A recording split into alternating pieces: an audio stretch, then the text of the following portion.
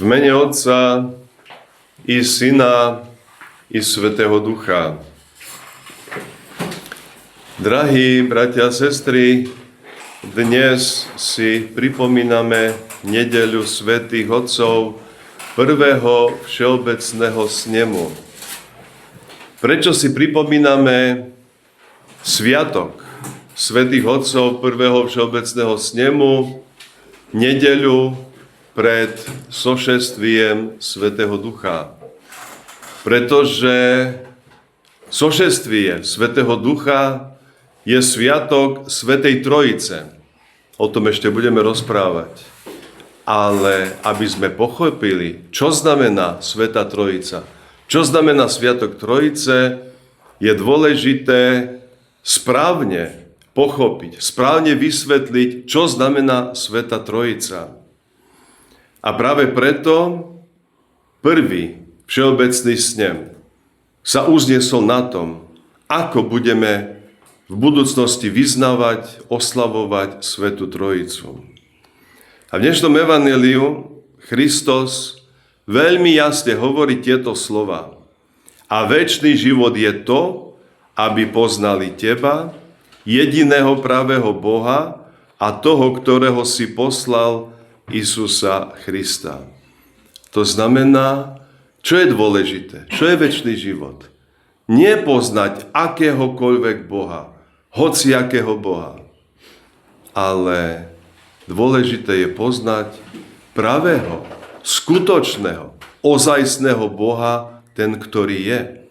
Pretože Boha si človek môže vymyslieť.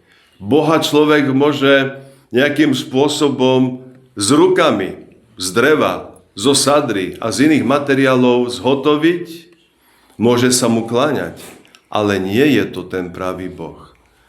Tak ako v 10 Božích prikázaniach sa hovorí, a neučin si modlu.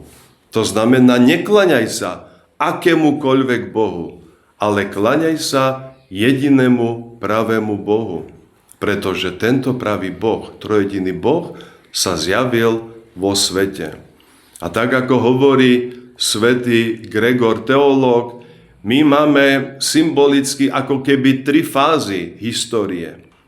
Prvá fáza histórie je, keď Boh stvoril svet. Boh stvoril svet a ľudia žili v tej prvej fáze. Druhá fáza je vtelenie Isusa Krista. To znamená od narodenia Isusa Krista až po vystúpenie, po voznesenie na nebo. A tretia fáza začína Svätým Duchom. To znamená dňom Päťdesiatnice, kedy sošestvie Svätého Ducha nám začína tú tretiu etapu nášho života. A toto je prejavenie sa 3 osôb Svätej Trojice. Pretože v Starom zákone prejavoval sa predovšetkým Otec. V Novom zákone vtelený Spasiteľ Isus Kristus a v cirkvi, v ktorej žijeme aj my až do skončania víka, až do konca sveta, prejavuje sa Svätý Duch. A práve toto nesprávne pochopenie človeka môže priviesť do herézy, do nesprávneho uctievania trojediného Boha.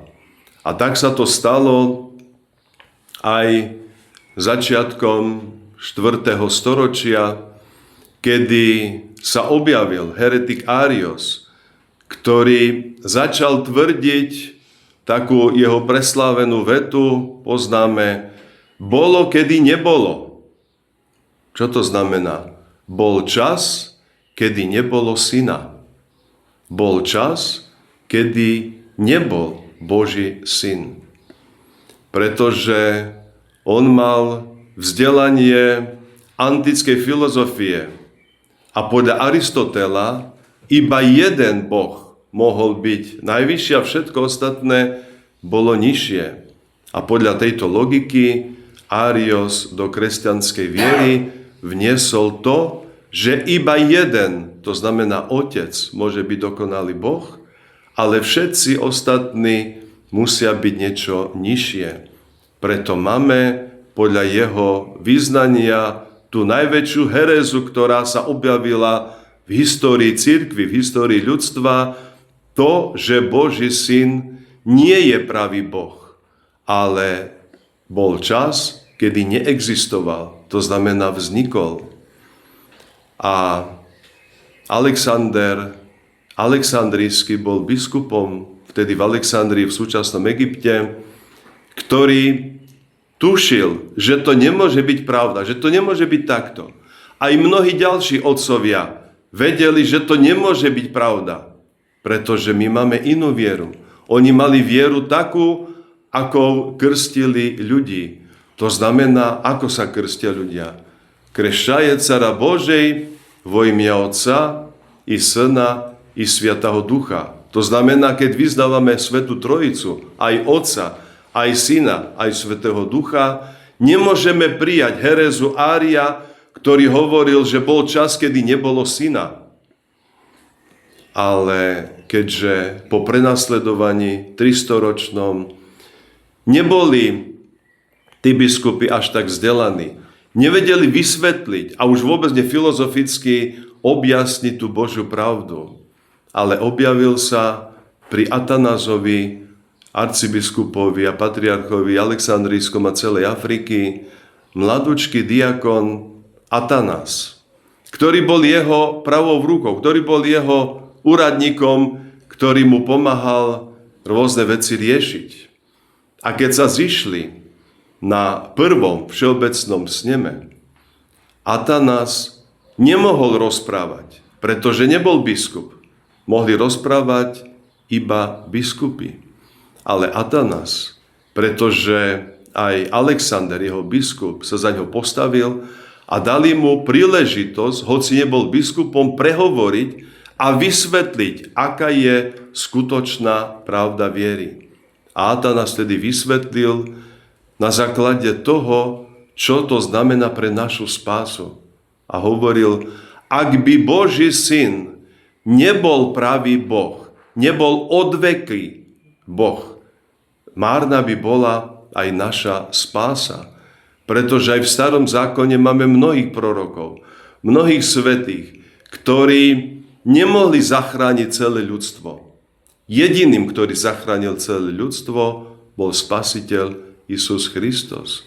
Ale Spasiteľ Isus Kristus aj pred narodením, aj počas narodenia, aj počas celého pozemského života bol aj pravý Boh, aj pravý človek.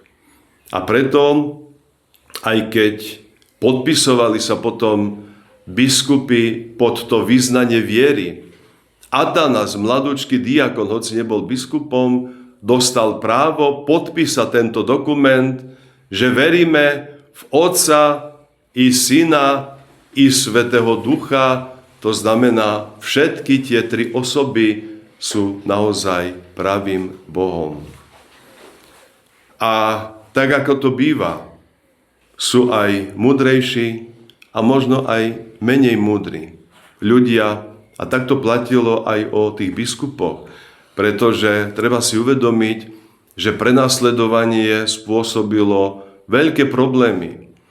A mnohí ľudia boli vyznávači za vieru v Krista. Boli tí, ktorí trpeli, ktorých prenasledovali. A oni si ich vybrali za biskupov, ako napríklad pastiera Spiridona Trimitunského, ktorý nevedel ani čítať, ani písať. Bol obyčajným pastierom. Ale vybrali si ho za biskupa, pretože videli v ňom hlbokú vieru, hlbokú lásku a nasledovníka Isusa Krista. A práve na tom prvom všeobecnom sneme, ktorý si dnes pripomíname, objavil sa medzi biskupmi, lebo ich bolo 318, čiže z celej vtedajšej možnej dostupnej vzdialenosti. A Spiridon, tak ako aj ďalší rozprávali, aj on sa prihlásil a hovorí, a ja chcem povedať niečo. A ostatní biskupy povedali, ale jemu nemôžeme dať slovo. Veď on je negramotný, on je nevzdelaný. Čo nám povie? Bude hanba. A vtedy niekto sa ozval a hovorí, Dajte mu možnosť aj jemu prehovoriť. Možno bude hanba, ale prehovorí, dostane slovo. A svätý Spiridón, jednoduchý biskup, nevzdelaný, nemal filozofiu, nevedel filozoficky vysvetliť, tak ako Ários, heretik, pravdu o Božom synovi. A vtedy svätý Spiridón, ako ho máme aj tu na ikone, zobral do ruky tehlu a hovorí: otcovia, bratia, povedzte mi, koľko tehal držím v ruke. Mysleli si, že si ich robí žarty z nich. Hovorí: no veď vidíme, máš jednu tehlu v ruke. A keď ju stlačil s vierou a vyšľahol plameň a začala tiecť voda a v ruke mu ostal piesok alebo hlina, hovorí: a povedzte mi, koľko teraz vidíte zložiek. A vtedy biskupy zahambení, vzdelaní biskupy, zahambení jednoduchosťou svätého Spiridona povedali: áno, vidíme 3 zložky. Aj oheň, aj vodu, aj hlinu. A to sú tie 3 zložky, z ktorej je vytvorená tehla. A tak povedal svätý Spiridón, a tak je aj Svätá Trojica.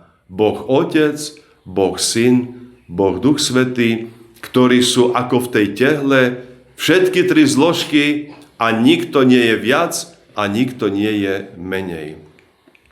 Takže tá pravda, takzvaná v úvodzovkách heretická Áriova, bola zničená. Ários, heretik, bol odsúdený, bol poslaný do vyhnanstva a nebudem hovoriť, ako strašne zomrel. Ale Boh, nechcem hovoriť, ho potrestal, lebo nerad používam to slovo, ale dopustil na ňo to, že zomrel veľmi, veľmi škaredou smrťou. Pretože postavil sa proti Božej pravde. A nám je veľakrát veľmi ťažké pochopiť, čo znamená Svätá Trojica. A svätý Gregor teológ má ešte jedno objasnenie, keď hovorí: pozrite sa na slnko. Vidíte jedno slnko alebo 3 slnka? No vidíme jedno slnko. Ale to slnko vydáva aj svetlo, aj teplo, aj energiu. A hovorí: ale je to jedno slnko. A hovorí: tak si predstavte, že je aj Svätá Trojica. Svätý Pajsi Svetohorský, keď za ním prišli na Athos, a mnohí boli aj neveriaci, aj pochybujúci. A veľakrát sa pýtali: oče Pajsie, povedzte nám, vysvetlite nám jednoducho, ako máme pochopiť Svätú Trojicu. A on mal v záhradke taký cipruštek, strom, ktorý mal jeden kmeň. Ale z toho jedného kmeňa rastli 3. A hovorí: povedzte mi, koľko cipruštekov vidíte? A oni ostali v pomykove, lebo nevedeli, či majú povedať jeden kmeň, alebo 3 tie veľké konáre, ktoré z toho vychádzali. Hovorí: a presne tak je to aj so Svätou Trojicou. Boh je jeden a v 3 osobách. A tú pravdu, že Boh je jeden a v 3 osobách, jasne zadefinoval, jasne vysvetlil svätý Vasilij Veľký, ktorý prišiel po Atanazovi. On ako keby zobral tú štafetu od neho a pokračoval v tom zápase, pretože po prvom všeobecnom sneme sa prijal ten symbol viery, ktorý my každú liturgiu vyznávame. Vírujú vo jediného Boha, Otca Vsedržiteľa a tak ďalej. A tam je jasne zadefinované svetlo od sveta. Svetlo od svetla. To znamená, ako je svetlo Otec, tak je svetlo aj Boží Syn. Je rovnaký Boh.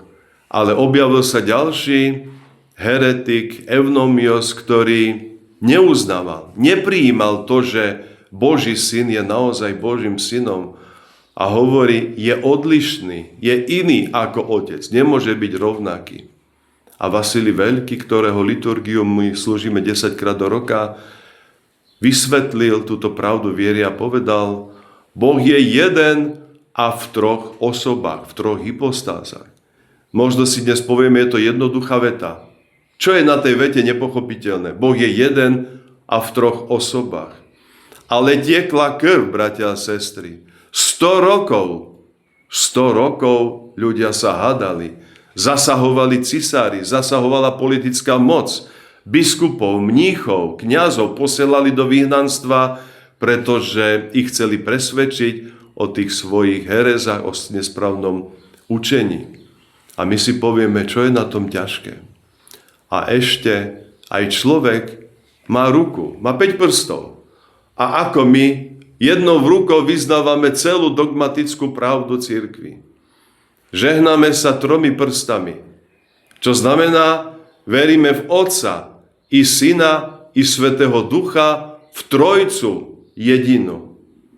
A ešte nám ostávajú 2 prsty. Čo znamenajú tieto 2 prsty? Tieto 2 prsty znamenajú, že Kristus je Boh a Kristus je človek. Nič viacej nám k viere není treba. Toto je to najdôležitejšie, aby sme vedeli, že Boh je jeden v 3 osobách. Kristus je Boh a človek. A ostatné veci nahradíme láskou, askézou a prítomnosťou pri Bohu. Preto nech príklad aj svätého Atanáza Veľkého, aj veľkého biskupa Spiridona Trimitunského, ktorého sme minulého roku navštívili, nech nám slúži na to, aby sme naozaj verili správne a správne vyznávali trojediného Boha. Pretože máme dnes okolo seba mnohých ľudí, ktorí veria, že je niečo medzi nebom a medzi zemou, nejaké sily. Áno, sú, ale tie sily sú iné. My veríme v tú jedinú silu, tak ako hovorí Vasilij Veľký, v energie Svätej Trojice, pretože Svätá Trojica pôsobí stále ako Otec a Syn a Svätý Duch. A toto nám jasne ukazuje aj svätá tajina krstu. Keď krstíme dieťatko alebo dospelého človeka, čo hovoríme? Krstíme ťa v mene Otca i Syna i Svätého Ducha. Keď začíname svätú liturgiu, hneď si na začiatku pripomíname Svätú Trojicu a hovoríme blahosloveno cárstvo Otca i Syna i Svätého Ducha. Keď končíme každý возглас, čo spomíname? Otca i Syna i Svätého Ducha. To znamená, že táto viera, táto naša pravda je najväčšou pravdou na tomto svete. A my sa držme tejto pravdy, pretože tak ako dnešné evanjelium hovorí, kto pozná pravdu, kto pozná Boha, pravého Boha, ten má život večný. A kto Boha nepozná, tak len živorí v tomto živote. A viete, aký je rozdiel medzi životom a živorením? Ten, kto žije, žije hodnotným, dôstojným, riadnym životom. A ten, kto živorí, potrebuje sa najesť, napiť, splniť svoje biologické potreby a to je všetko. Ale nemá nič z tohto života, pretože v ňom neprebýva Boh. Ale v nás nech prebýva Boh. My vyznávajme a pevne a jasne stále sa modlíme a žehnajme znamením kríža a stále spomínajme na to, že Svätá Trojica je Boh Otec, Boh Syn, Boh Duch Svätý a pri každom znamení kríža vyznávajme vo im'я Otca i Syna i Svätého Ducha. Amen.